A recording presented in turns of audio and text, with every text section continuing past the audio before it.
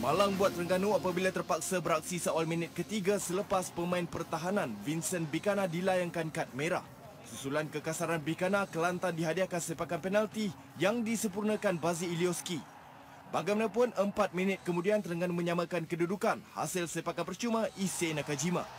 Minit-minit akhir babak pertama, Kelantan kembali di depan menerusi seorang lagi pemain import Wanda Louis Jr.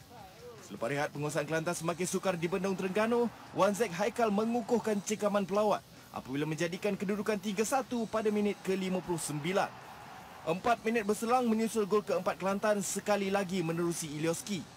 Bekas penyerang skuad kebangsaan Macedonia ini terus cemerlang apabila mencatat jaringan hat-trick pada minit ke-76. 5 minit sebelum whistle penamat, Ilioski melengkapkan kemenangan besar Kelantan menerusi jaringan keempat peribadi. Kejayaan yang menyaksikan Kelantan melonjak 4 anak tangga ke kedudukan keempat, manakala Terengganu di tangga ketujuh.